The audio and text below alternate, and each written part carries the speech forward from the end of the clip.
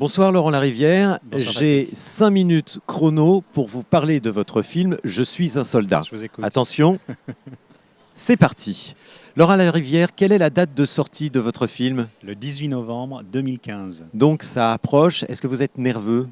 Un petit peu nerveux, un petit peu angoissé et en même temps très agréablement surpris du retour du public dans les salles. On fait pas mal de festivals et d'avant-premières et les gens parlent du film avec beaucoup de chaleur, ce qui me touche énormément. Très très heureux du retour.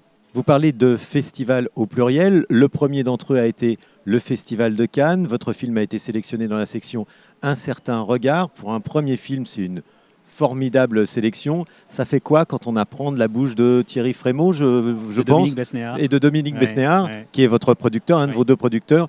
Quand on apprend cette sélection, En fait, je commençais à faire le deuil un peu du fait d'aller à Cannes, parce que ça me paraissait absolument inimaginable. Et donc, voilà, j'étais dans les 2 derniers jours où je me disais que c'était pas grave, que le film irait dans d'autres festivals. En fait, j'ai eu les jambes qui ont un peu flanché. Et en fait, ce que j'ai vu, je me suis vu à l'âge de 14 ans, au moment où vraiment j'ai décidé que ma vie était là et que je voulais faire du cinéma. Et évidemment, le Festival de Cannes, ça paraissait voilà, un symbole inatteignable, quelque chose qui signe votre appartenance au monde du cinéma. Et tout d'un coup, il y avait ça qui s'incarnait, donc c'était assez bouleversant. je suis un soldat, pourquoi pas, je suis une soldate, puisque le héros du film est une héroïne, en l'occurrence Louise Bourgoin. Pourquoi elle? Pourquoi elle? Parce que je l'ai rencontrée dans un autre cadre au théâtre et que j'ai vu à la fois cette jeune femme extrêmement drôle, que tout le monde connaît, et aussi une profondeur, une gravité que je n'avais pas vue encore au cinéma. Et donc j'ai eu envie d'écrire le rôle pour elle, pour essayer de révéler ce que j'avais perçu. Donc voilà, je trouvais que c'était un très bel enjeu de révéler une actrice.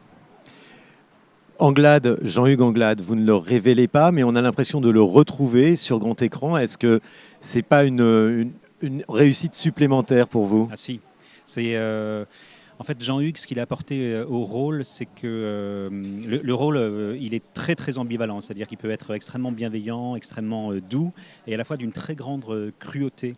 Et il fallait pas un acteur qui joue on-off, qui joue soit l'un soit l'autre. Il fallait quelqu'un qui soit dans des différentes couches comme ça, comme un millefeuille. Et Jean-Hugues a apporté ça. Il a aussi apporté une sensualité que j'avais pas prévue au scénario et qui dynamite complètement le rôle. Et je trouve que ce qu'il en fait est prodigieux. Donc c'est un très très beau duo d'acteurs. Thomas Bidegain disait hier que ce qui lui manquait en tant que scénariste, c'était de pouvoir murmurer à l'oreille des acteurs. Est-ce que, justement, en passant à la mise en scène, à la réalisation et en tournant ce film, vous avez trouvé ce plaisir, vous aussi, de murmurer à l'oreille des acteurs? Oui, et c'est un des plus grands plaisirs en fait sur un plateau. Et puis quand on a la chance de tourner avec de grands acteurs comme ça, vous mesurez en fait toute la richesse de leur expérience. Et en fait, vous pouvez parfois leur donner des indications qui sont un peu floues. Vous dites, mais je suis pas assez concret. Ils vont jamais réussir à traduire ce que je souhaite. Et en fait, ça mûrit très très vite. Et hop, les choses apparaissent. Et ça, c'est absolument prodigieux. Quand vous avez écrit la matière et que tout d'un coup, elle prend vie au-delà de vos espérances, c'est formidable. Au risque de me prendre pour Michel Drucker, vous aimez les chiens? Oui, j'aime les chiens. Oui, oui. Et pourquoi vous êtes intéressé à cet univers du trafic de chiens que je ne connaissais, je ne savais même pas que ça existait?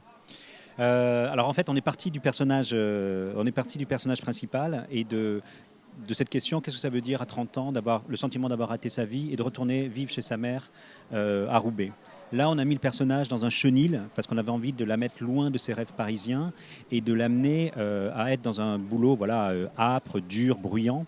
Et à partir du chenil, on a tiré le fil du trafic.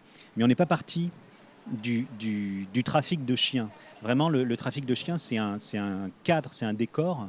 Alors, il se trouve qu'il est original et que les gens le connaissent peu, alors que c'est assez colossal. Il y a 600 000 chiens qui se vendent, 600 000 chiots qui se vendent en France chaque année. Il y en a seulement 150 000 qui sont issus d'élevage en bonne et due forme. Donc, c'est vraiment un énorme marché.